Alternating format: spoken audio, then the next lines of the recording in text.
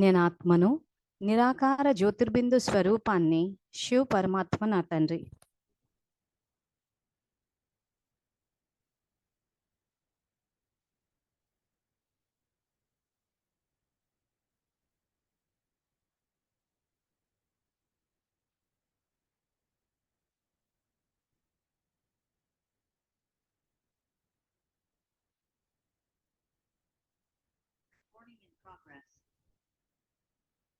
నేను ఆత్మను, శాంతి స్వరూపాన్ని, శివ్ పరమాత్మ నా తండ్రి.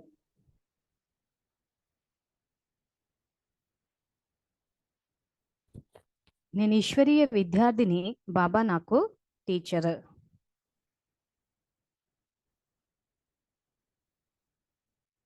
బాబా నాకు సద్గురువు, నేను మాస్టర్ సద్గురువును.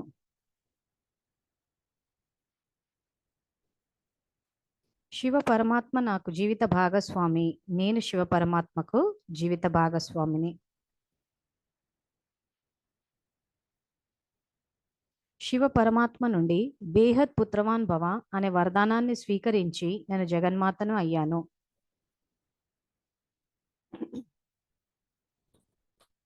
జగన్మాత స్వరూపంలో పిల్లలందరి పాలన చేయటం నా కర్తవ్యం.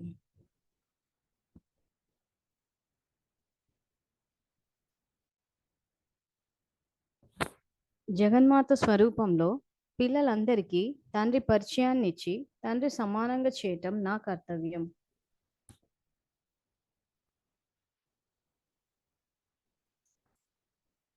నిన్నటి మురళి ఏదైతే ఉందో కంటిన్యూషన్ అది చదువుకుందాము.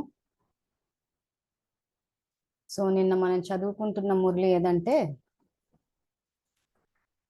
24th September 1992, page number 362, 362. So నిన్న మనం ఏం తెలుసుకున్నామంటే సత్యానికి అసత్యానికి మధ్యలో ఉన్న తేడా. సో ఆ తేడా మనకి దేని వల్ల వచ్చిందంటే కేవలం రెండే అనుకోండి. ఇక్కడ ఒకటి, బాబా నాకొక్క బాబా తప్ప మరెవ్వరూ లేరు అని అనుకోమని, ఇంక తర్వాత ఇంకా ఏ ప్రకృతి సాధనాన్ని తోడు తీసుకోవద్దు అని చెప్పారు. సో ఎప్పుడైతే ఆ రకంగా ప్రకృతి సాధనాన్నైనా నా తోడు అని స్వీకరిస్తే స్వతహ సిద్ధమైన ఈశ్వరీయ యంత్రాంగం చాలా వేగంగా పనిచేస్తుంది. ఏ సెకండ్లో ఇతరులతో తోడుగా చేసుకున్నారో ఆ సెకండ్లోనే మనసు బుద్ధి బాబా నుండి వేరే అయిపోతాయి. సత్యబాబా నుండి వేరు అయిపోయిన కారణంగా బుద్ధి అసత్యాన్ని సత్యంగా, తప్పుని ఒప్పుగా అంగీకరించడం మొదలు పెడుతుంది. వ్యతిరేక నిర్ణయం ఇవ్వటం ప్రారంభిస్తుంది.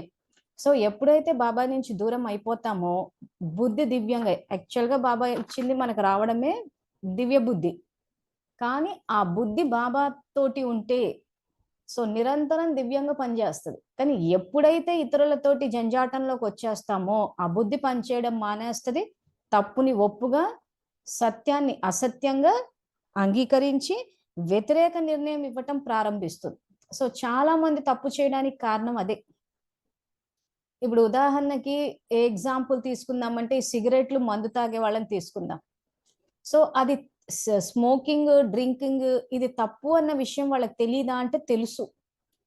అయినా ఎందుకు చేస్తున్నారు అని అంటే మళ్ళీ మన మొదటి పాఠం మనసు, బుద్ధి, సంస్కారం. సో మనసు అంటే ఏంటి? ఆలోచన చేస్తుంది. బుద్ధి ఏం చేస్తుంది? నిర్ణయం చేస్తుంది. చేసిన తర్వాత అది మనం మళ్ళీ మళ్ళీ రిపీటెడ్గా చేస్తే అది మన సంస్కారం అయిపోతుంది. సో మొదటిసారి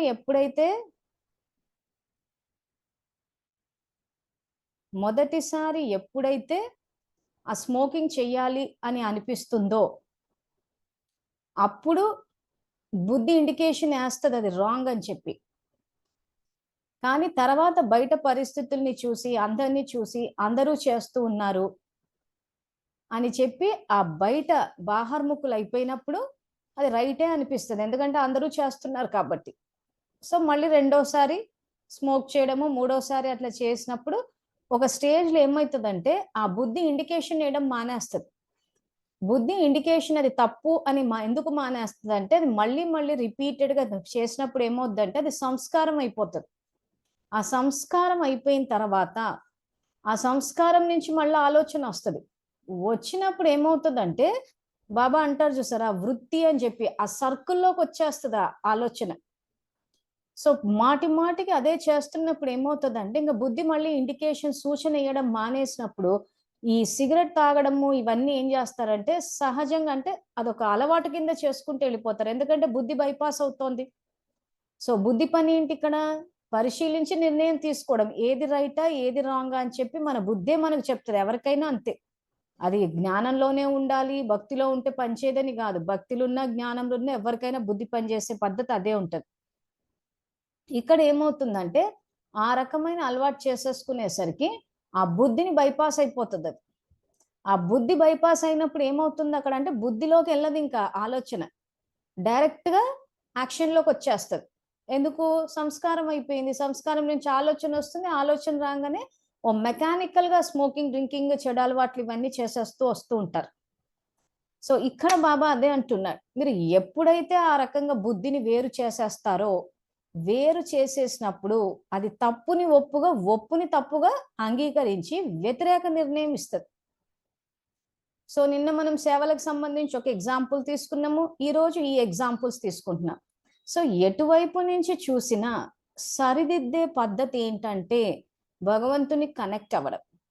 సపోజ్ స్మోకింగ్, డ్రింకింగే ఉందనుకోండి, సపోజ్ ఆ వ్యక్తి అలవాటు నుంచి బయటికి రావాలి అని అంటే మళ్ళీ కూర్చుని నేను తాగను, నేను స్మోక్ చేయను, డ్రింక్ చేయను అని చెప్పి ఇలాంటి ఆలోచనలు చేస్తూ ఉంటే ఇంకా అదే మళ్ళీ మళ్ళీ మైండ్ ఎట్లా పనిచేస్తుంది, ఏదైతే మళ్ళీ మళ్ళీ ఆలోచిస్తామో అదే చేస్తూ పోతుంది, అదే రైట్ అనిపిస్తుంది.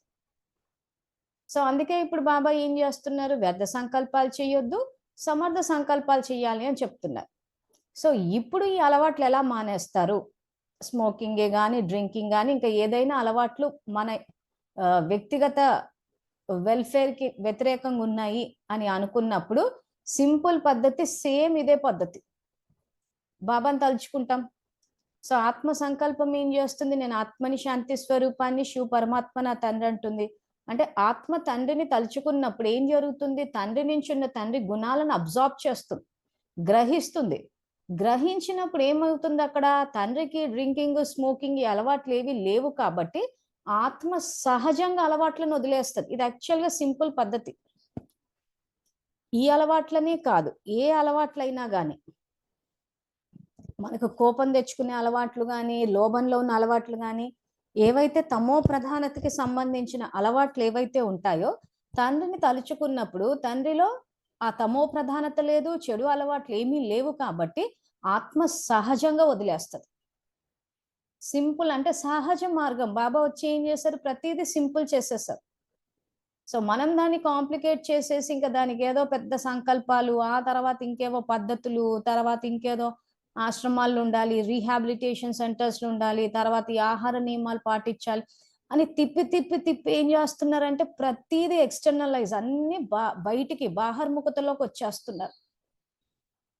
సో బాబా చెప్పింది సింపుల్ పద్ధతి, మనసు ద్వారా చేయమని చెప్పి మనసు ఆలోచన బాబాని తలుచుకున్నప్పుడు బాబాలో గుణాలని అబ్జార్బ్ చేస్తుంది కాబట్టి మిగిలినవన్నీ వదిలేస్తుంది. అది కామక్రోధ లోభమోహ అహంకారమే కావచ్చు, లేదా ఇలాంటి చెడు అలవాట్లే కావచ్చు, ఏదైనా వదిలేస్తుంది, ఎందుకంటే తండ్రి గుణాలని అబ్జార్బ్ చేస్తుంది కాబట్టి. సో సబ్జెక్ట్ అంతా ఎక్కడుంది, మనసులోనే ఉంది. అంటే మనసు ద్వారా నేను తలుచుకోవాలి, దీన్నే మన్మనాభవ అన్న మహామంత్రాన్ని మీకు ఇచ్చాను అంటున్నాను. సో ఇప్పుడు ఇలాంటి బయట చూసే పద్ధతులు ఎక్కడి నుంచి వచ్చాయి అంటే మళ్ళీ వెనక్కి వెళ్ళాల్సిందే. బాబా 1936లో అవతరించారు, అవతరించిన తర్వాత మళ్ళీ జ్ఞానం చెప్పడం మొదలు పెట్టారు. సో మళ్ళీ కొత్త రికార్డింగ్ స్టార్ట్ అయింది. వచ్చే కల్పానికి ఏదైతే రికార్డింగ్ చేయాలో ఆ రికార్డింగ్ ఆయన వచ్చి జ్ఞాన యోగాల ద్వారానే చేస్తారు కాబట్టి బ్రహ్మబాబా తనువులోకి వచ్చినప్పుడు మళ్ళీ కొత్తగా డ్రామా తయారవుతూ పోయి. సో అంత సతో పద్ధతులు. సో బాబా శివబాబా ఎలా చెప్తే బ్రహ్మబాబా అలా వింటూ పోయారు, ధైర్యం చేశారు, ఆజ్ఞాకారి. ఆయనతో పాటు కొద్దిమంది శ్రేష్టాత్మలు కూడా ఫాలో అయ్యారు. దానివల్ల ఏమైంది, సత్యయుగం యొక్క స్థాపన జరిగింది. ఆ తర్వాత ఎప్పుడు ఈ మత్తు పదార్థాలు, ఈ తమో ప్రధానత, ఆహార నియమాలు అంటే ఈ మాంసం కానీ ఇలాంటివన్నీ ఎప్పుడు వచ్చాయి, ఎక్కడి నుంచి మొదలయ్యాయి అంటే కల్పవృక్ష జ్ఞానం 4వ భాగం మళ్ళీ ఏం చెప్పారు బాబా అందులో, మీ యొక్క స్థితికి తగ్గట్టే సృష్టి యొక్క స్థితి మరియు సమయం ఉంటది. సో ఆత్మ ఎప్పుడైతే తమోకి వచ్చిందో ఆ తమోకి వచ్చినప్పుడు తమో ఆహారం స్వీకరించింది అంతే. సో తమోకి వచ్చేసరికి తమో ఆహారం స్వీకరించింది, మనసు ద్వారా తలుచుకోమని చెప్పినప్పుడు బ్రహ్మబాబాతో పాటు ఉన్న శ్రేష్టాత్మలు మనసు ద్వారానే తలుచుకున్నారు. మన్మనాభవ అన్న మహామంత్రాన్ని ఉపదేశించారు. సో ఇది మంత్రము అని ఎందుకన్నారంటే మన్ ప్లస్ త్ర. మన్ అంటే మనసు, త్ర అంటే ప్రొటెక్షన్. అంటే మనసుకి ఈ రోజు రక్షణ ఏంటి? సబ్జెక్ట్ అంతా ఏముంది, ఈ పాటికి అందరూ రివైజ్డ్ కోర్స్ మురళి చదువుతున్నారు కాబట్టి ఈ పాటికి అందరికి అర్థమయ్యే ఉంటది. అంత బాబాని తలుచుకోవడం పెద్ద ఏమి సమస్య కాదు. అది ఏమి పెద్ద తపస్సు, ఏదో తలక్రిందుల తపస్సు ఏమీ లేవు. మీరు ఎట్లా తలుచుకున్నా కనెక్ట్ అవుతారు. కానీ గుర్తుపెట్టుకోవాల్సిన పాయింట్ ఏంటి, ఇక్కడ ఆ శక్తి తీసుకున్న తర్వాత సమర్థ సంకల్పాలు చేస్తామా వ్యర్థ సంకల్పాలు చేస్తామా అన్నదే పాయింట్. సో ఇక్కడ బాబా మనకి మన్మనాభవ అన్న మహామంత్రాన్ని, అంటే మనస్సు ద్వారా మనసుకి వ్యర్థం నుంచి ప్రొటెక్షన్ ఇవ్వడం కోసం అని చెప్పి మన్మనాభవ అంటే మనసు ద్వారా తలుచుకోండి అన్నారు. సో నెక్స్ట్ ఏమైంది, ఆ పద్ధతిలోనే జరిగి 1969 నుంచి ఇంకా పెద్ద టర్నింగ్ పాయింట్. సో ఇక్కడికి వచ్చేసరికి ఏం చేశారు, ప్రతిదీ స్థూలం తీసుకొచ్చేసారు. అంటే ఏం స్టార్ట్ అయింది ఇక్కడ, తంత్ర విద్య స్టార్ట్ అయింది. సో తంత్ర విద్య అంటే తన్ ప్లస్ త్ర అంటే దేహం. తన్ అంటే దేహము, త్ర అంటే ప్రొటెక్షన్. అంటే ఇక్కడ ఏం చేశారు, మనసుకి ప్రొటెక్షన్ అన్నది బాబాని తలుచుకోవడం ద్వారా వస్తుంది. కానీ ఇక్కడ ఏం చేశారు వీళ్ళు, ఏది బాబా చెప్తే దానికి రివర్స్ లో వెళ్ళిపోయారు. సో ప్రతిదీ స్థూలానికి తెచ్చేసారు. అంటే దేహం ద్వారా బాబాకి కనెక్ట్ అవ్వడం అన్నట్టు ఆ తంత్ర విద్య అంటారు దాన్ని. సో ఏంటా విద్య అని అంటే ఇదే అనమాట, ఆహార నియమాలు స్థూలంగా అంటే దేహానికి సంబంధించిన పద్ధతుల ద్వారా భగవంతుని తలుచుకుంటాము అంటున్నారు.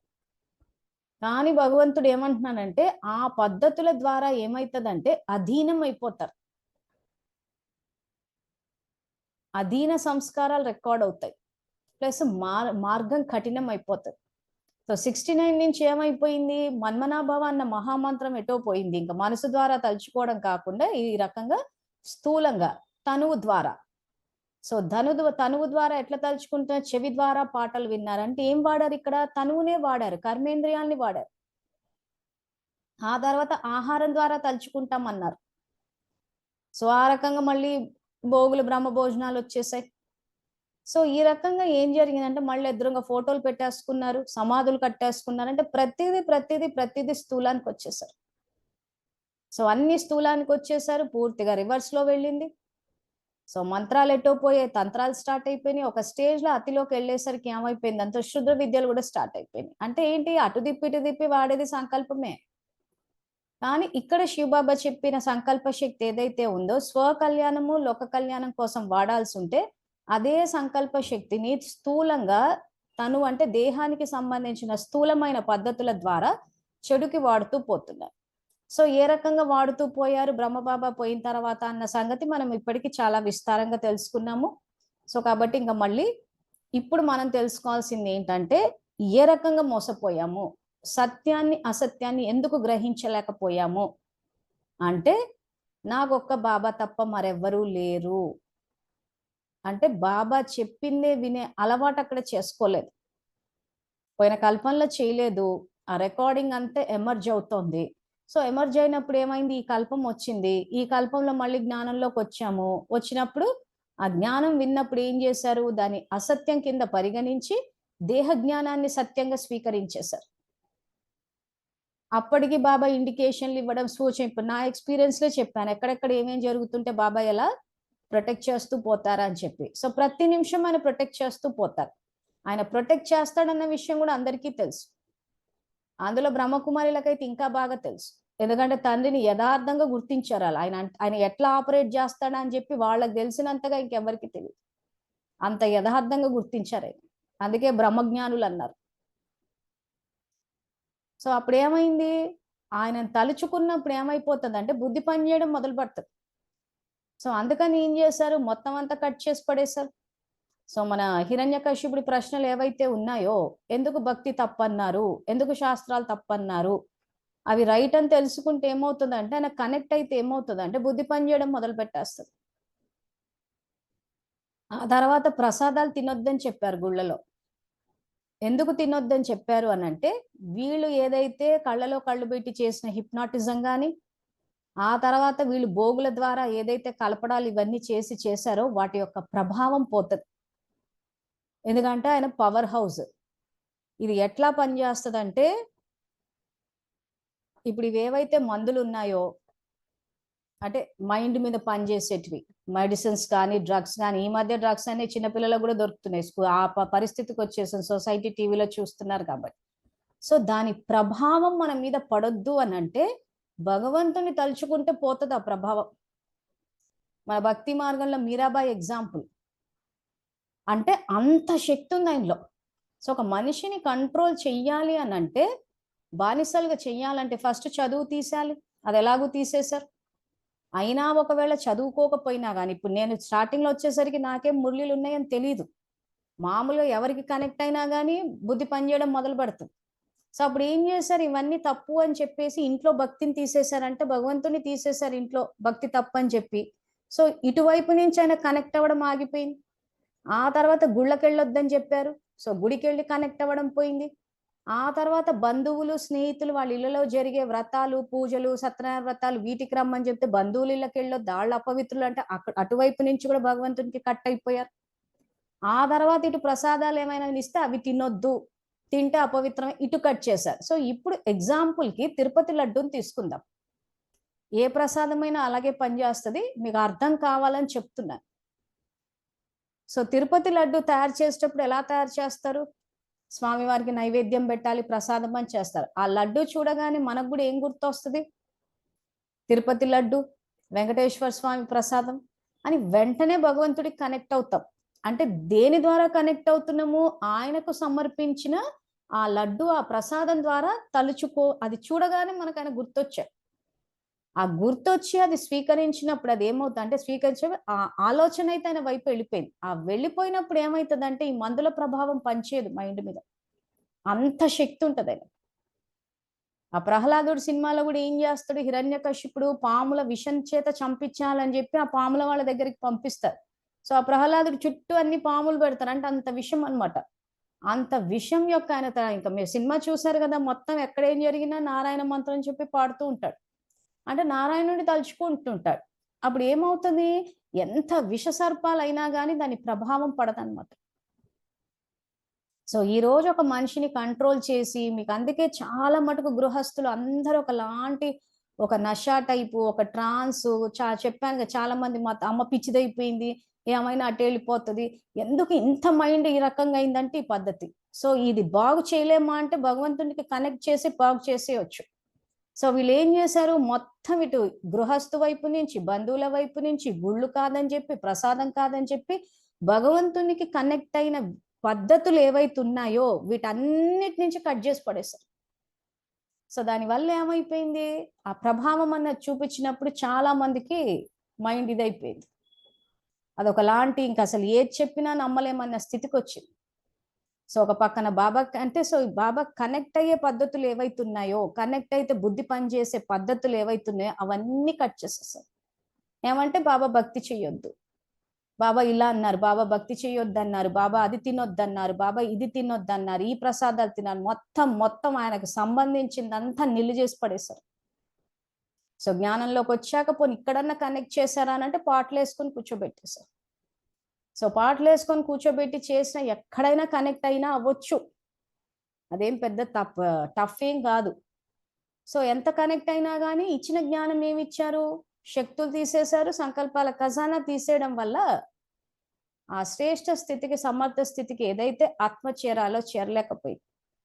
సో ఇప్పుడు వీటన్నిటి నుంచి బయటపడాలి అని అంటే, సో ఆల్మోస్ట్ మీరు అంతా జూమ్ వరకు వచ్చారంటే మరి దీంట్లో నుంచి బయటపడ్డారనే అనుకుంటున్నా. వచ్చే కల్పంలో ఈ పరిస్థితి మీకు రావద్దు అని అంటే ఇప్పుడు కూర్చుని 100% బాబా పైన నిశ్చయాన్ని మీ ఆత్మలో రికార్డ్ చేయాలి. ఆ రకంగా రికార్డ్ చేసినప్పుడు ఏమవుతుందంటే, వచ్చే కల్పంలో మీరు జ్ఞానంలోకి వచ్చినప్పుడు బ్రహ్మకుమారిలు మీకు దేహ జ్ఞానం చెప్పినప్పుడు మీరు నమ్మరు. ఎందుకంటే ఈ కల్పంలో రికార్డింగే మీరు ఆ రకంగా చేస్తున్నారు. డ్రామా జ్ఞానం అద్భుతమైన జ్ఞానం అని ఎందుకు అన్నారంటే దీనికి కారణం అదే. సో 5000 సంవత్సరాలకు ఒకసారి ఆయన వచ్చి అందరికీ మార్చుకుని భాగ్యాన్ని తిరగరాసుకునే అవకాశాన్ని ఇస్తున్నాడు. రీరైట్ యువర్ డెస్టినీ అంటున్నాడు. సో పోయిన కల్పంలో ఆయన పట్ల నిశ్చయ బుద్ధి లేకపోవడం వల్ల ఇక్కడికి వచ్చాక దేహ జ్ఞానం నమ్మాము. ఇప్పుడు ఆ విషయాన్ని మనం రియలైజ్ అయ్యాము. రియలైజ్ అయ్యి మురళీలో బాబా సత్యానికి మరియు అసత్యానికి మధ్యలో ఉన్న తేడా ఏంటో చెప్తున్నారు. చెప్పి దాన్ని ఎలా సరిదిద్దుకోవాలి, సో ఎలా సరిదిద్దుకోవాలని చెప్తున్నారు. పేజ్ నంబర్ 361లో అందరూ పెన్నో పెన్సిలో తీసుకుని అండర్లైన్ చేసుకోండి ఈ విషయం.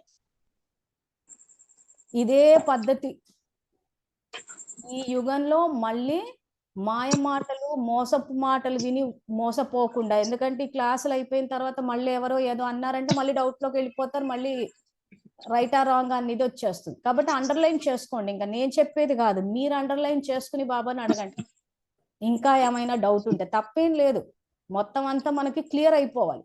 మైండ్లో ఏదైతే అది ట్రాఫిక్ జామ్ మాదిరి ఆ క్లటర్ మాదిరి ఉంటుందో, ఇది రైటా అది రైటా అని చెప్పేసి, ఇంకా అదంతా క్లియర్ అయిపోయి సమాధాన స్వరూపాలు అయిపోవాలి. సో ఎక్కడి నుంచి అండర్లైన్ చేస్తారంటే కేవలం 2 అనుకోండి, కింద నుంచి 6వ లైను. మురళి అయితే పూర్తిగా మళ్ళీ మళ్ళీ చదవాల్సిందే, ప్రస్తుతానికి ఇది అండర్లైన్ చేసుకోండి. కేవలం 2 అనుకోకండి. సంకల్పంలోనైనా ఒక్క బాబా తప్ప మరే ఆత్మనైనా లేదా ప్రకృతి సాధనాన్ని అయినా నా తోడు అని స్వీకరిస్తే స్వతः సిద్ధమైన ఈశ్వరీయ యంత్రాంగం చాలా వేగంగా పనిచేస్తుంది. ఏ సెకండ్లో ఇతరులను తోడుగా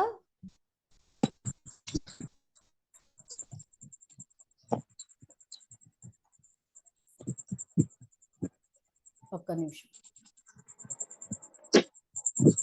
ఏ సెకండ్లో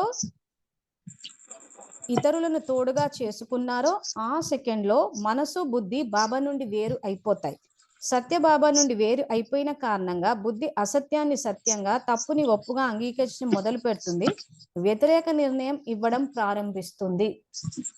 ఈ వాక్యాలు మీకు ఇంకా అర్థమైపోవాలి, ఇంకా ఎందుకు ఈ పరిస్థితి వచ్చింది.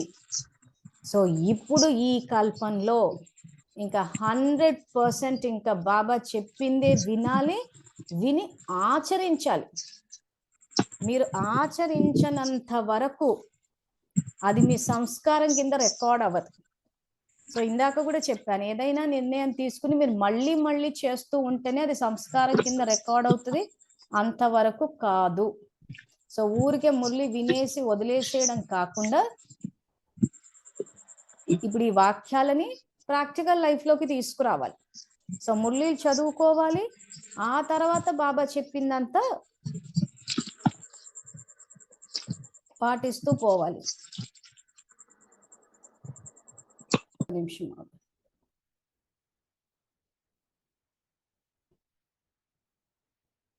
ఆ తర్వాత పాటిస్తూ పోవాలి. చేస్తూ పోతేనే మీ ఆత్మలో రికార్డింగ్ అన్నది స్టార్ట్ అవుతుంది. ఆ రికార్డ్ అయినప్పుడు వచ్చే కల్పనలో మీరు జ్ఞానంలోకి వచ్చినప్పుడు బ్రహ్మకుమారులు దేహ జ్ఞానం చెప్పినా మీరు నమ్మకుండా బాబాతోనే ముందుకెళ్తారు. అంటే ఇంకా మోసపోవడానికి అవకాశమే లేదు ఇంకా. సో నెక్స్ట్, సో నిన్న ఈ వాక్యాలు, సో వ్యతిరేక నిర్ణయం ఇవ్వటం ప్రారంభిస్తుంది. ఎవరు ఎంతగా ఇది సత్యం కాదని చెప్పినా కానీ వారు యథార్థాన్ని సత్యాన్ని కూడా అసత్యం యొక్క శక్తి ద్వారా చెప్పేవారిని కూడా తప్పుగా రుజువు చేస్తారు. డ్రామానుసారం ఇప్పుడు అసత్య రాజ్యం నడుస్తుంది మరియు అసత్య రాజ్యానికి అధికారి ప్రెసిడెంట్ రావణుడు అనేది గుర్తు పెట్టుకోండి. అతనికి ఎన్నో తలలు, అంటే అసత్యం యొక్క శక్తి అంత గొప్పది అని అర్థం. రావణుని యొక్క మంత్రి మహామంత్రి కూడా చాలా గొప్పవారు. ఆయన న్యాయమూర్తి మరియు న్యాయవాదులు కూడా చాలా తెలివైన వారు. అందువలన వ్యతిరేక నిర్ణయం యొక్క పాయింట్స్ చాలా వెరైటీగా మరియు బయటకి చాలా మధురమైన రూపంలో ఉంటాయి. అందువలన సత్యాన్ని అసత్యంగా రుజువు చేయటంలో చాలా తెలివైన వారుగా ఉంటారు. సో ఆల్రెడీ ఎన్నో విషయాలు చెప్పుకున్నాము, ఏ రకంగా అసత్య జ్ఞానాన్ని సత్యం కింద రుజువు చేసేసారు. ఎలా చేశారు? మురళిలో పెట్టేస్తూ పోయారు. సో అది మౌంట్ అబూ నుంచి వచ్చేసరికి ఏమైపోయిందంటే అది నిజమని అందరు నమ్ముతూ పోయారు. ఆ తర్వాత అసలైన జ్ఞానం చెప్తూ పోయాం. సో అప్పుడు ఏం చేశారు? జానకి దాది కంప్లైంట్ వెళ్ళింది, జానకి దాది వద్దన్నారు అని చెప్తే అందరూ నమ్మేశారు. సో మరి ఇవన్నీ జరుగుతూ ఉంటే మరి బాబా ఏం చేస్తున్నారు అని అంటే బయట నుంచి జ్ఞానం తెచ్చేస్తూ పోయారు. సో ఈ రోజు మనం ఇప్పుడు మేము హైదరాబాద్ నుంచి లైవ్ టెలికాస్ట్ నడిపిస్తున్నాం, ఈ జూమ్ క్లాసెస్ ఎంతో మంది వింటున్నారు. కానీ ప్రపంచంలో ఒక మూల ఈ రకంగా సత్యమైన జ్ఞానం వస్తుందని చెప్పి ప్రపంచంలోని వేరే ప్రాంతాల వాళ్ళకి తెలియదు. అదే విధంగా వేరే ప్రాంతాల్లో కూడా ఇలాగే సత్యమైన జ్ఞానం బయటకు వస్తూ ఉంటది. సో ఎవరెవరైతే ఆసక్తి ఉందో, ఆ సత్యమైన భక్తులు, సేవాదారులు ఉన్నారో వాళ్ళ వరకు అంటే అది తెలుసుకోవాలి. బాబా మనకి ఈ రోజు ఇచ్చిన రుద్రజ్ఞాన యజ్ఞంలో సహయోగులు అవ్వాలన్న సత్యమైన ఆలోచన ఎవరికైతే ఉందో, నిజాయితీ ఎవరైతుందో వాళ్ళ వరకు వెళ్తుంది. వెళ్ళిన తర్వాత నిజంగా ఎవరైతే ఉన్నారో మానసపుత్రులు, బ్రహ్మవంశీయులు, అసలు వాళ్ళు ఎవరైతే ఉన్నారో వాళ్ళు కంటిన్యూ అయిపోతారు. కంటిన్యూ అయిపోయి వాళ్ళ సంకల్ప శక్తిని వాడి విశ్వ పరివర్తనలో భాగస్వామ్యం తీసుకుని ఆ సృష్టి పరివర్తనకి సంయోగం ఇస్తారు. సో కాబట్టి ఎవరిని ఇక్కడ ఊరికే బ్రహ్మకుమారిని చూసి ఎవరూ మారలేదు అని అనుకోవద్దు. ఆ భ్రమలో బతకండి. ఎందుకంటే అంతిమంలో రిజల్ట్ డిక్లేర్ చేసినప్పుడు ఏంటి ఇంతమంది పాస్ అయ్యారా, వీళ్ళంతా ఎక్కడి నుంచి వచ్చారు, అయ్యో మాకు తెలియదే అంటే మనం ఎక్కడున్నాం ప్రపంచంలో? ప్రపంచ పటంలో ఒక చిన్న రాష్ట్రంలో, ఆల్మోస్ట్ తెలంగాణ ఆంధ్రాలో ఒక చిన్న 2 రాష్ట్రాల్లో ఉన్నాం మనం ఎక్కడో. కానీ బాబా చెప్పేది మాత్రం మొత్తం విశ్వంలో ఉన్న ఆత్మలందరికీ కదా.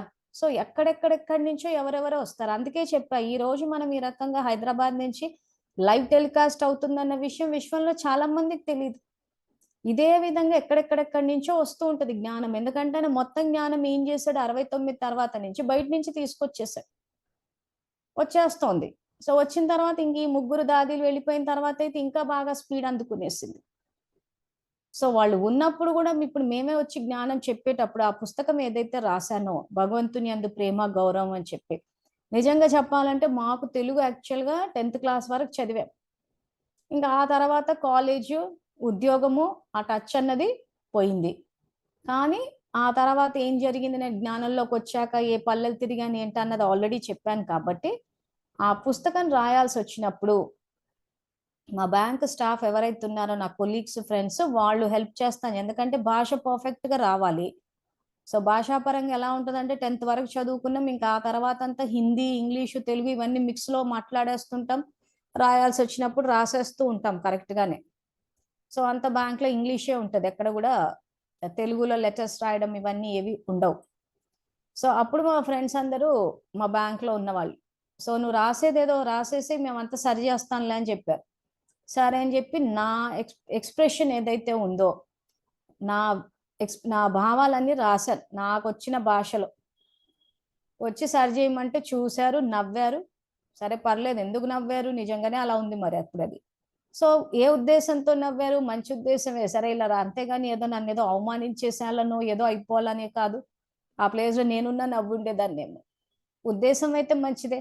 సో తీశారు, అందరూ పండితుల మాదిరి కూర్చుని సరి చేశారు దాన్ని.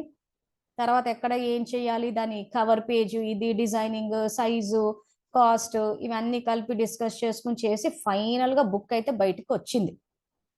సో ఈ రోజు భగవంతుని యొక్క మహిమ అవతరణ, దీనికి సంబంధించి వెనక ఎంతమంది అయితే పనిచేశారో వీళ్ళందరూ ఎలా చేశారంటే భావనతో చేశారు.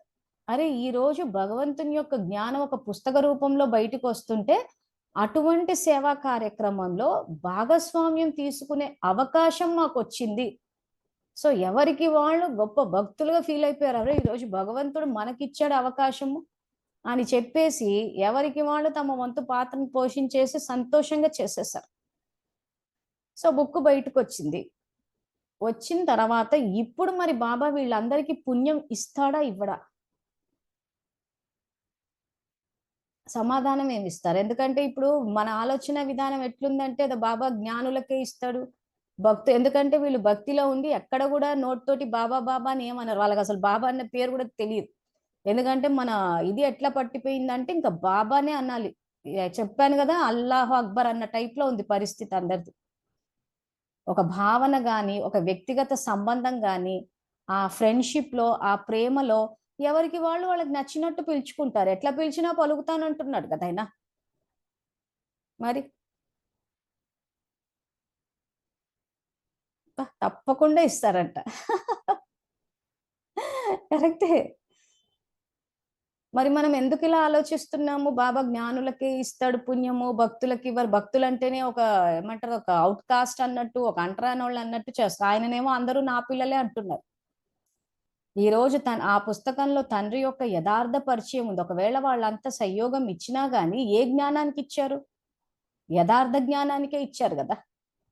ఆ పుస్తకంలో తండ్రి అవతరించారన్న విషయం ఉంది. ఎక్కడ అవతరించారన్నది, ఆత్మ యొక్క స్వధర్మం ఉంది, కర్మ ఫిలాసఫీ ఉంది. సో మొత్తం అంతా ఉంది.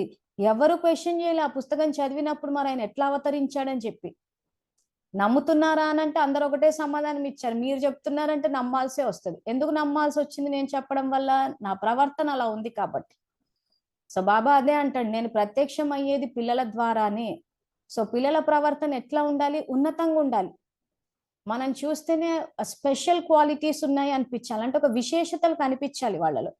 సో స్టాఫ్ అంతా పొద్దంతా నాతో పాటే ఉంటారు కాబట్టి ఎంతో మంది అందరూ యాక్సెప్ట్ చేశారు నాలో స్పెషల్ క్వాలిటీస్ ఉన్నాయని. ఆ కరేజ్ కానీ, ఇంటెలిజెన్స్ కానీ, సిచ్యువేషన్ ని హ్యాండిల్ చేయడం కానీ, క్రైసిస్ మేనేజ్మెంట్ కానీ, సో ఇలా ఎన్నో క్వాలిటీస్, ఆ లీడర్షిప్ క్వాలిటీస్ చూశారు కాబట్టి ఈజీగా నమ్మేశారు. మరి వీళ్ళంతా ఆ విషయాన్ని నమ్మే ఆ పుస్తకం ఫైనల్ గా బయటికి రావడానికి తోడ్పాటు చేశారు. సో వీళ్ళంతా ఆత్మిక స్థితిలో ఉన్నట్టా లేనట్టా? సమాధానం పెట్టండి. వీళ్ళు ఆత్మిక స్థితిలో ఉన్నారా లేరా? Yes or no?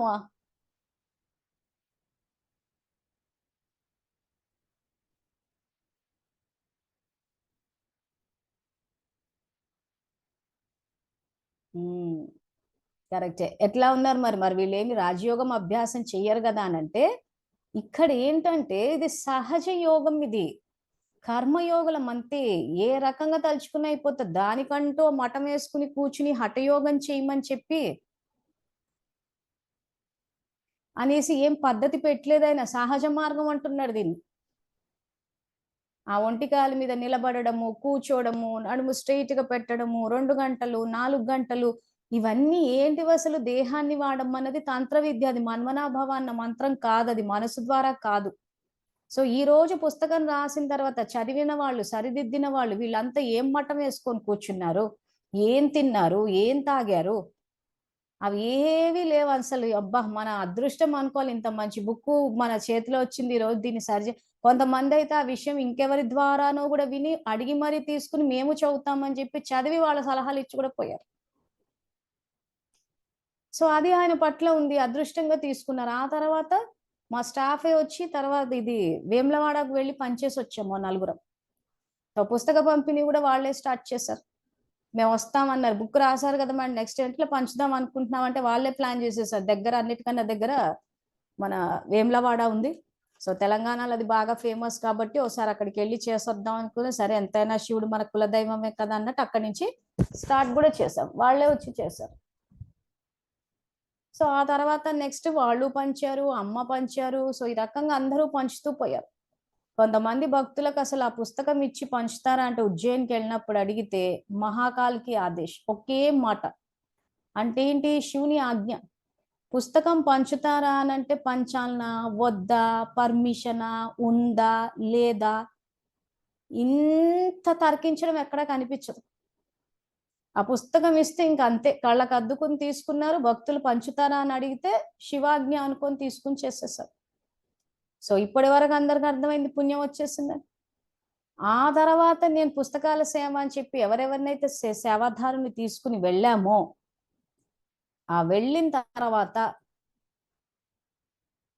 మంజులక్కయ్య personal life ఎట్లా గడుస్తోంది, ఏం జరిగింది, కూపిల్లాగి మొత్తం టికెట్ బుకింగ్ దగ్గర నుంచి, రూమ్ బుకింగ్ దగ్గర నుంచి, పుస్తకాలు ట్రాన్స్పోర్ట్ లో వేసి, వంట, ఇవన్నీ ఇంత వెహికల్స్ బుక్ చేసి వచ్చి కూర్చుని పుస్తకం ఇచ్చి పంచుకుని రండి, పుణ్యం వస్తుంది అని అంటే, మేం లేకపోతే మంజులక్కయ్య ఎలా చేసుకుంటది సేవ?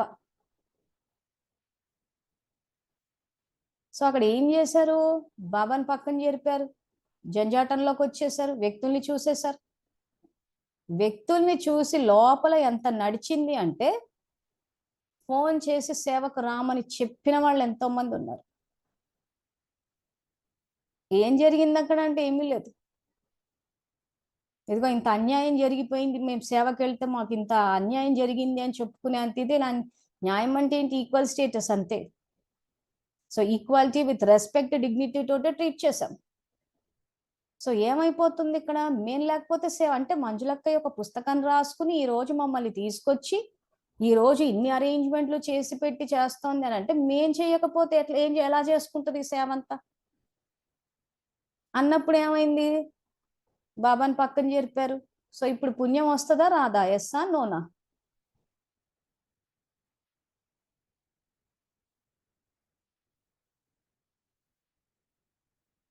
ఈ సూక్ష్మమైన విషయాల్ని గమనించలేకపోతున్నారు. సో ఇంత కథ నేను ఎందుకు చెప్పాను అని అంటే, ఈ రోజు బ్రహ్మకుమారీస్లు ఉన్న వాళ్ళని, వాళ్ళ ఫాలోవర్స్ ని చూసి ఎవ్వరూ పరివర్తన చెందటం లేదు అని అనుకోవద్దు. ఇటువైపు నుంచి ఎంతో మంది చేసుకుంటూ వచ్చేస్తున్నారు.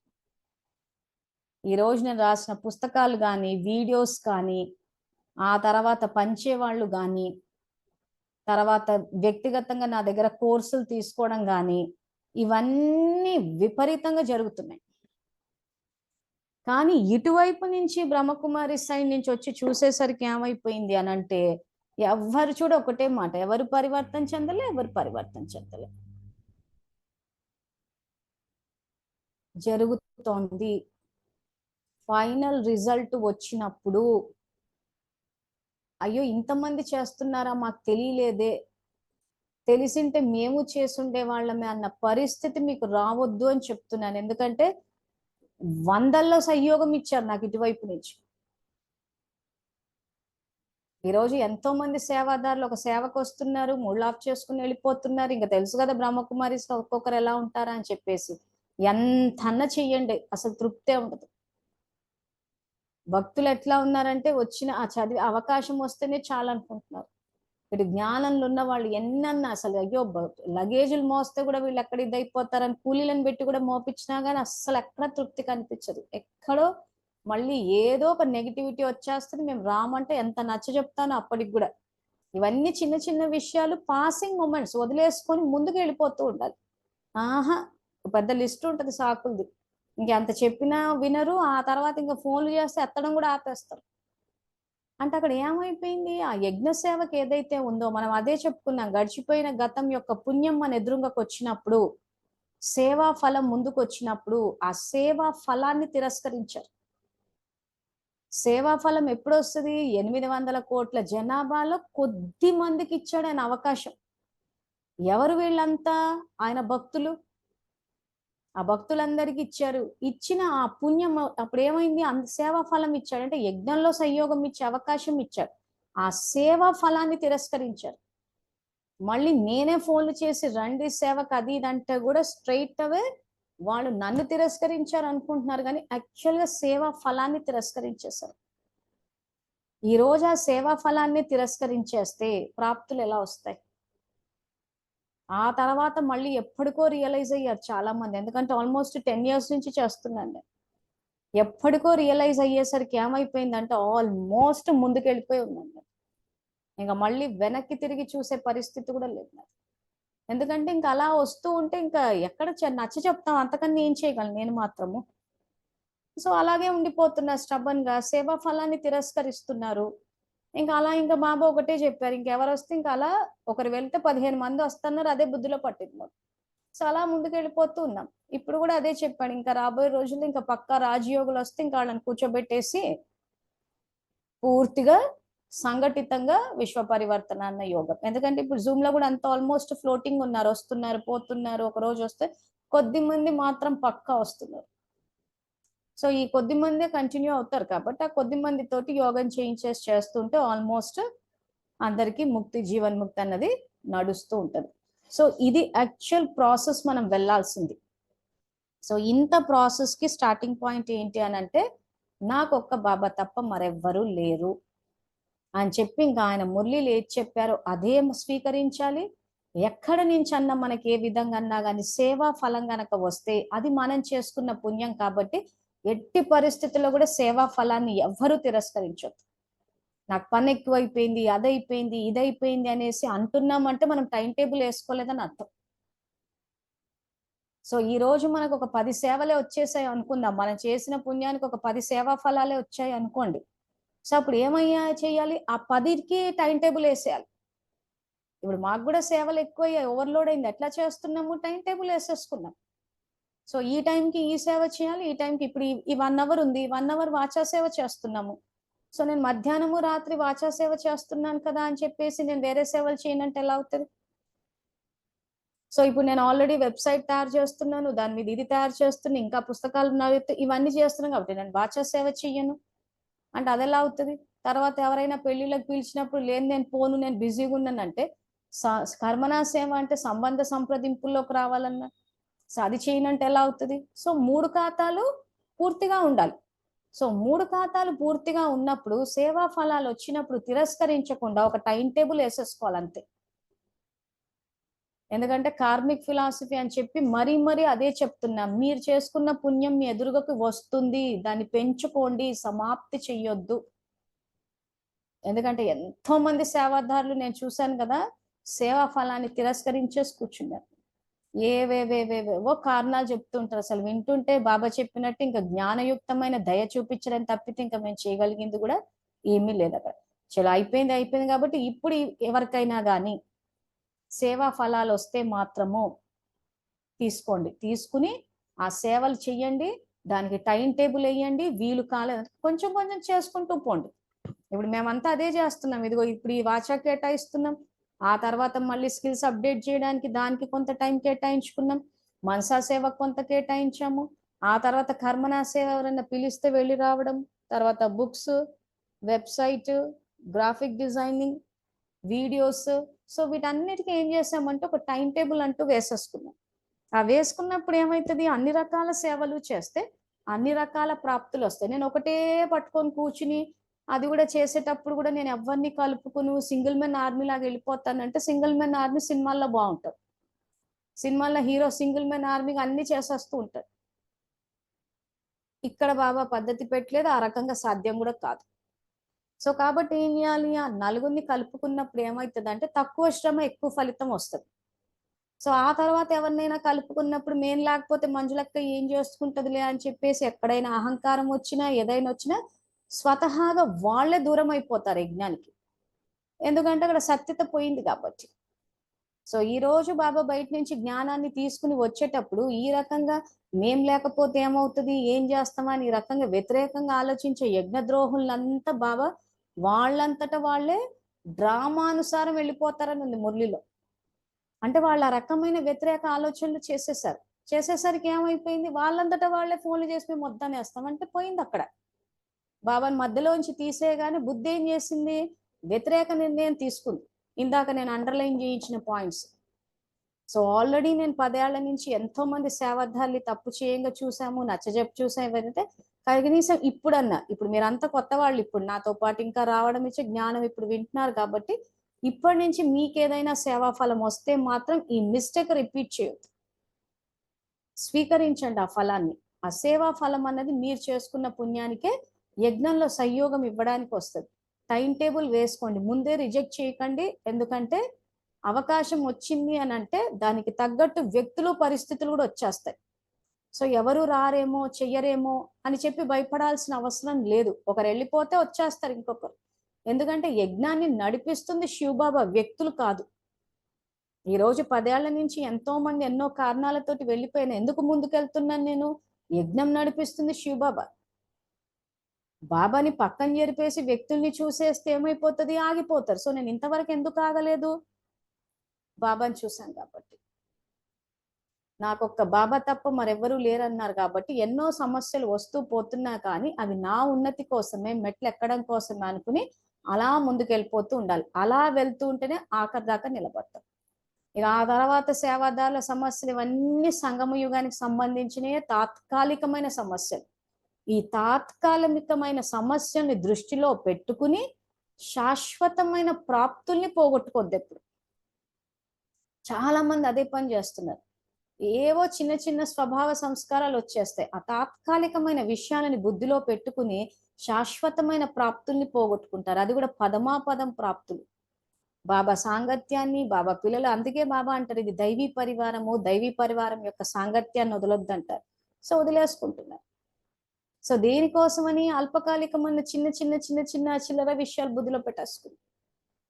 దానివల్ల శాశ్వతమైన ప్రాప్తులు పోగొట్టుకుంటున్నామన్న విషయం కూడా తెలియని పరిస్థితిలో ఉన్నారు. ఎందుకు? బుద్ధి వ్యతిరేకమైన నిర్ణయం ఇచ్చింది అక్కడ. బాబాని పక్కన జరిపేసరికి ఏమైపోయింది? వ్యక్తుల ప్రభావంలోకి వెళ్ళిపోయారు. సో ఆ వ్యక్తుల ప్రభావంలోకి వెళ్ళిపోయినప్పుడు ఏమైంది? జంజాటంలోకి వెళ్ళిపోయారు. సో జంజాటంలోకి వెళ్ళిపోయినప్పుడు ఏమవుతుంది? బుద్ధి పనిచేయదు అంటున్నాడు, ఈశ్వరీయ యంత్రాంగం పనిచేస్తుంది అంటున్నారు. సో మనసు బుద్ధి పనిచేయవు, వ్యతిరేక నిర్ణయం ఇస్తుంది. ఇచ్చినప్పుడు ఏం చేశారు? వ్యక్తుల ప్రభావానికి లోనైపోయి వెళ్ళిపోయారు. అసలు బాబా శ్రీమతం తెలిసి కూడా, ఇప్పుడు ఆలూరు నుంచి కొంతమంది వచ్చారు సేవకి, వాళ్ళంతా ఒక లీడర్తో వస్తున్నమాట. ప్రతి ఏరియా నుంచి ఒక గ్రూప్ వస్తుందంటే ఆ గ్రూప్ ఒక లీడర్ ఉంటాడు. ఆ లీడర్ రమ్మంటే వస్తారు, లేకపోతే మానేస్తారు. అసలు లీడర్ ఎవరు? మన గ్రూప్కి శివబాబా కదా. ఏమన్నా అంటే వాళ్ళ మాట వినకపోతే మళ్ళీ సమస్యలు వస్తాయి, మేమంతా ఒక ఊర్లోనే ఉంటాం కదక్కయ్యా, మీరేమో హైదరాబాద్లో ఉంటారు, సో మేమంతా ఊర్లో ఉండాలి కదా, వినాల్సి వస్తుంది కదా అంటే ఏం పట్టుకొని కూర్చున్నారు? లోక మర్యాదలు. సో ఊర్లో ఉంటాం కాబట్టి వాళ్ళ మాట వినాల్సి వస్తుంది, లేకపోతే సమస్యలు వస్తాయి అని అంటే ఇంకా బాబా ఎక్కడ ఉన్నట్టు? బాబా బుద్ధి ఇచ్చాడు, శక్తులు ఇచ్చాడు, సమస్యలు వస్తే పరిష్కరించుకుంటాము. సో వ్యక్తుల మీద ఆధారపడిపోయారు. ఈ మురళి మొత్తం అదే చెప్తున్నాడు ఆయన.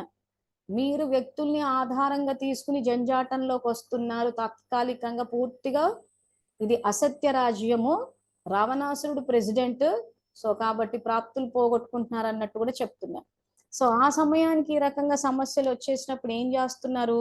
ఆ వదిలేయడము, ఆ తర్వాత కరెక్ట్ నిర్ణయం అంటే వ్యతిరేక నిర్ణయం. సేవా ఫలాన్ని తిరస్కరించడం అనేది వ్యతిరేక నిర్ణయం అసలు. కానీ బుద్ధి అది కరెక్ట్ అని చెప్పి నిర్ణయించింది. ఎందుకు? బుద్ధి రాతిగా అయిపోయింది బాబాతోటి విడిపోవడం వల్ల వ్యతిరేక నిర్ణయం తీసుకుంది రాతి బుద్ధి. సో అందుకే నెక్స్ట్ బాబా ఏమంటున్నారంటే, సో ఆ రకంగా వ్యతిరేక నిర్ణయం యొక్క పాయింట్స్ చాలా వెరైటీగా మరియు బయటకి చాలా మధురమైన రూపంలో ఉంటాయి. సో వాళ్ళు పెట్టుకునే కారణాలు ఎట్లుంటాయంటే చాలా మధురంగా వెరైటీగా ఉండి వాళ్ళకి అవి కరెక్ట్ అనిపిస్తాయి, కానీ ఈడ బొక్కబడిందన్న విషయం చూసుకోవట్లేదు. తర్వాత అందువలన సత్యాన్ని అసత్యంగా రుజువు చేయటంలో చాలా తెలివైన వారిగా ఉంటారు. ఇంకా ఆ తర్వాత ఎన్ని అబద్ధాలు చెప్పాలో అన్ని చెప్పేస్తారు, సేవకు రాకపోవడానికి కారణాలు ఏంటని చెప్పి. అంటే ఏంటి? అసత్యాన్ని రుజువు చేయటంలో తెలివిగా చెప్పేస్తారు. అంటే ఇంకా ఇది కారణం కాబట్టి మేము రాలేము. ఎంత 84 జన్మల ప్రాప్తులు పోతున్నాయన్న విషయాన్ని మర్చిపోయారు. సో ఆ నిమిషానికి అబద్ధాలు చెప్పి దొంగెత్తులెత్తి రకంగా చేసి ఆ అసత్యాన్ని ఏదైతే రుజువు చేశారో తాత్కాలికమైన గెలుపు అంటున్నాడు.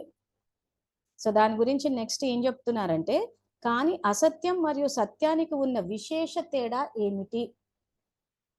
అసత్యం యొక్క విజయం అల్పకాలికంగా ఉంటుంది, ఎందుకంటే అసత్య రాజ్యమే అల్పకాలికమైనది.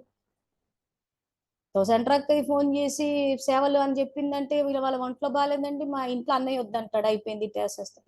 సో ఆ సేవా ఫలం అన్నది వచ్చిన చోట చాలా చోట్ల రిజెక్షన్, చాలా చోట్ల అబద్ధాలు నడుస్తున్నాయి.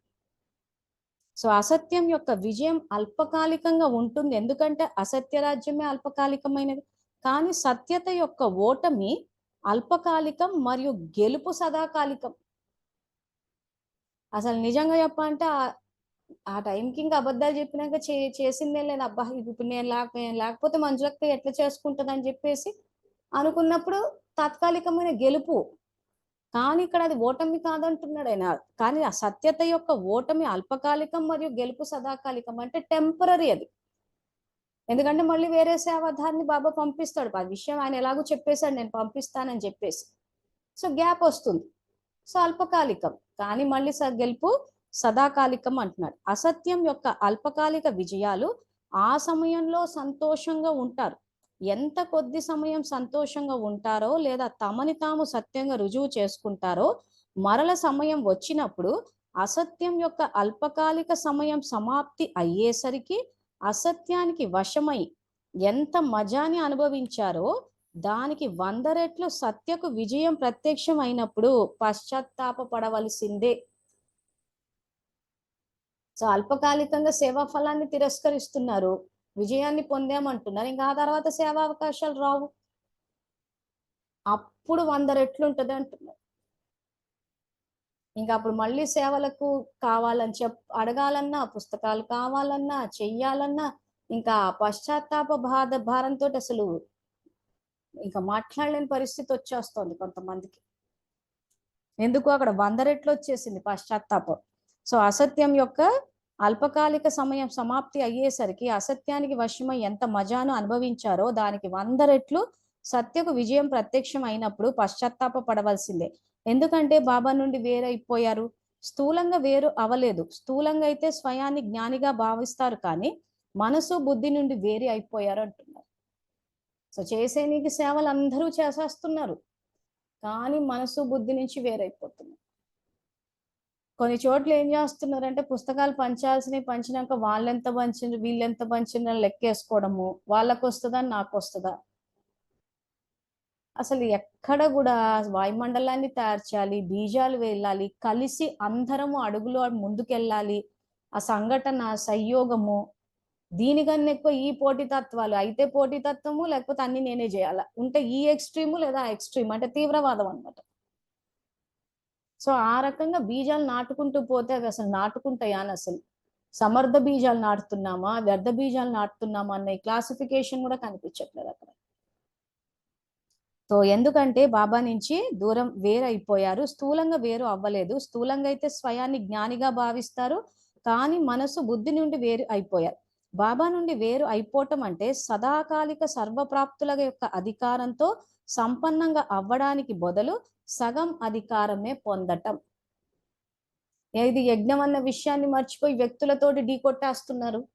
సో వ్యక్తులతోటి ఢీ కొట్టినప్పుడు ఏమైంది, వాళ్ళే ఆగిపోతున్నారు. ఆగిపోయినప్పుడు ఏమైపోయింది, సర్వప్రాప్తుల యొక్క అధికారంతో సంపన్నంగా అవ్వడానికి బదులు సగం అధికారమే పొందడము అంటున్నారంటే పోయినట్టే హాఫ్, ఇంకా అంటే త్రేతాకి దిగుతున్నారు.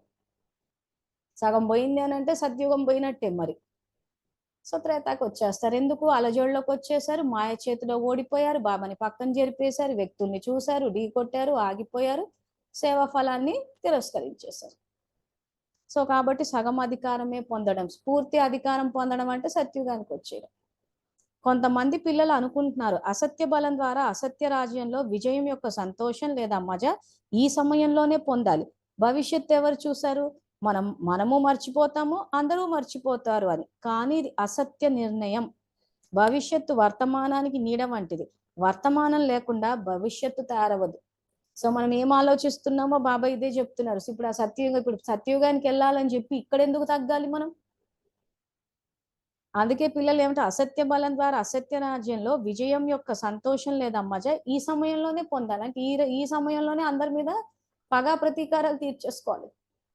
ఈ సమయంలోనే అందరినీ టార్చర్ పెట్టేసాలి. ఎందుకు, భవిష్యత్తు ఎవరు చూశారు, మనము మర్చిపోతాము, అందరూ మర్చిపోతాము. ఇప్పుడు ఈ సంఘము ఇప్పుడు అందరినీ టార్చర్లు పెట్టేసిన తర్వాత ఆ ప్రాప్తులు వస్తాయో లేదో, భవిష్యత్తు సత్యుగం వస్తుందో రాదో ఎవరు చూశారు. సో కాబట్టి ఇప్పుడే అందరినీ చిత్రహింస పెట్టేసి ఆ తర్వాత మనము శరీరాలు వదిలేసి జన్మలు వదిలేసి పోయిన తర్వాత ఎవరు గుర్తుంటారు. అందుకేమంటున్నారు, మనము మర్చిపోతాము, అందరూ మర్చిపోతారు. సో నిజంగా మర్చిపోతామా, ఆత్మల రికార్డ్ అవుతుంది కదా. సో ఈ ఆత్మల రికార్డ్ అవుతుందన్న విషయం తెలియకపోవడం వల్ల మధురమైన పిల్లలు ఎట్లా ఆలోచిస్తున్నారంటే భవిష్యత్తు ఎవరు చూశారు, మనము మర్చిపోతాము, అందరూ మర్చిపోతారు. కానీ ఇది అసత్య నిర్ణయం. భవిష్యత్తు వర్తమానానికి నీడ వంటిది. మీ భవిష్యత్తు అన్నది వర్తమానం మీద వస్తుంది. వర్తమానం లేకుండా భవిష్యత్తు తయారవ్వదు అంటున్నారు. సో ఈ రోజు అందరినీ కెలికేసిన తర్వాత భవిష్యత్తు ఎలా వస్తుంది, మళ్ళీ తిరిగి వస్తుంది. తిరిగి వచ్చినప్పుడు మళ్ళీ అందరూ నన్నే అంటున్నారు, అందరూ నన్నే ఇచ్చేస్తారు, నన్నే టార్గెట్ చేస్తారు, మళ్ళీ ఒక ఏడుస్తూ కూర్చుంటారు. సో అందరూ నన్నే టార్గెట్ చేస్తున్నాను అనుకునే ముందు ఒకటే గుర్తు పెట్టుకోవాలి, అంతకన్నా ముందు మనం అందరినీ చిత్రహింస పెట్టాము, కానీ ఆత్మల రికార్డ్ అయిపోయింది, ఎవరూ మర్చిపోలేదు, ఆత్మకి బాగానే గుర్తుంది. కాబట్టి మళ్ళీ పరిస్థితులు తిరిగి వస్తున్నాయి అని చెప్పి హ్యాపీగా ఫీల్ అవ్వాలి. ఎందుకంటే మనం చేసుకుందే మనకు తిరిగి వచ్చింది కాబట్టి. అసత్యానికి వశీభూతమైన ఆత్మ వర్తమాన సమయంలో అల్పకాలిక సుఖం యొక్క పేరు, గౌరవం, మర్యాదలు, సుఖాలు అనే ఊయలలో ఊగవచ్చు మరియు ఊగుతారు కూడా. కానీ అతీంద్రియ అవినాశి సుఖం యొక్క ఊయలలో మాత్రం ఊగలేరు. సో ఇలాంటి వాళ్ళకి అతీంద్రియ సుఖం అన్నది అనుభవంలోకి కూడా రాదు అంటారు. సేవలకు వెళ్ళి ఎందుకు జనాలు టయర్డ్ అయిపోతున్నారు?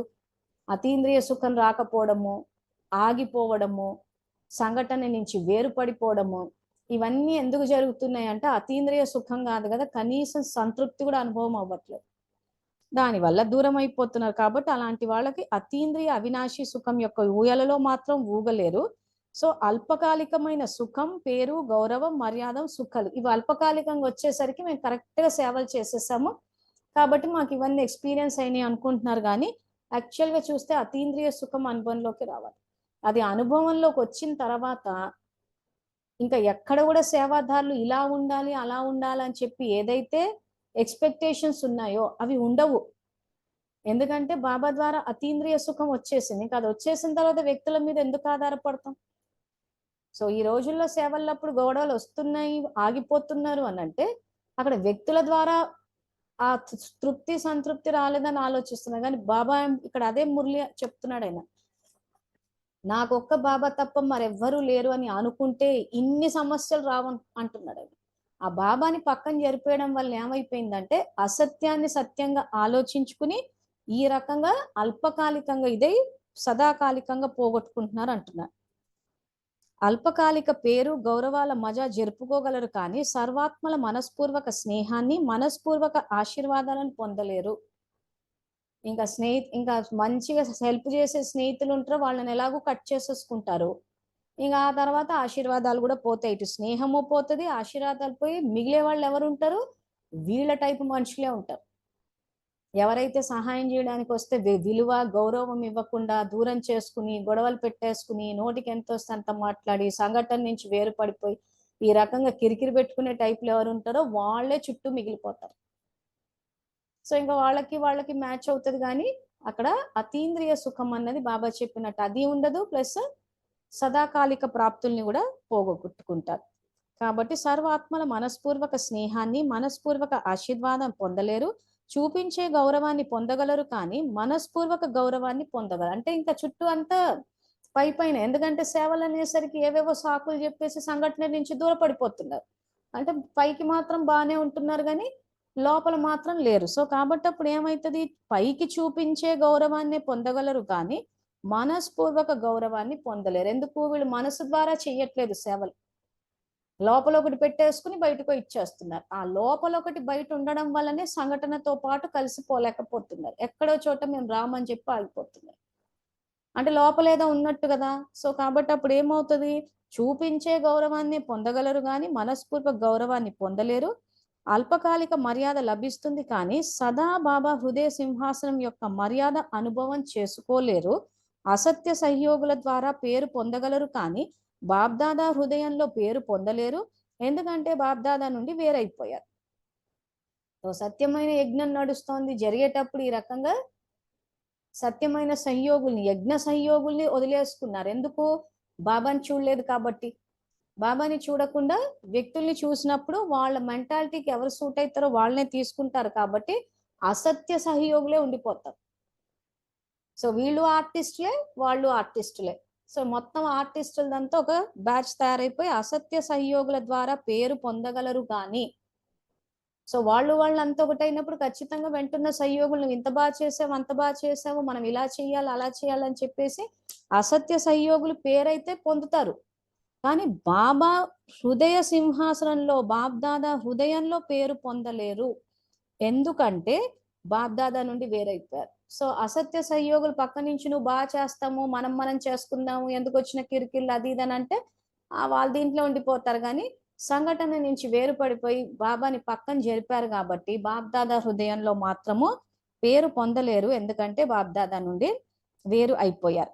భవిష్య విషయం వదిలేయండి, అదైతే అర్థమైపోయింది. కానీ వర్తమానంలో సత్యత మరియు అసత్యత యొక్క ప్రాప్తిలో ఎంత తేడా ఉంది. మరొకరిని మీ వారిగా చేసుకున్నారంటే అసత్య తోడును తీసుకున్నట్లే. ఎంత జంజాటం అవుతుంది. మరేమీ లేదు, కేవలం అప్పుడప్పుడు కొద్దిగా తోడు కావాలనిపిస్తుంటుంది అంటారు. కానీ ప్రతిజ్ఞ తెంచడం అంటే జంజాటంలో పడటం. నాకు ఒకే బాబా కానీ అప్పుడప్పుడు మరొకరు అనే ప్రతిజ్ఞ చేశారా అంటున్నారు. సో ఎవరికి వాళ్ళు ప్రశ్నకు జవాబిచ్చుకోవాలి, ఎవరికి వాళ్ళు స్వచింతన చేసుకుని ఒకవేళ ఏమైనా కరెక్ట్ గా చేస్తే ఫైన్, చేయకపోతే సరిదిద్దుకుంటేనే బాబా చెప్పే సదాకాలిక ప్రాప్తులు. సో మురళి ఇంకా ఒక పేజ్ ఉంది. సో మళ్ళీ రేపు తెలుసుకుందాము. అంతవరకు థ్యాంక్ యూ. Om Shanti.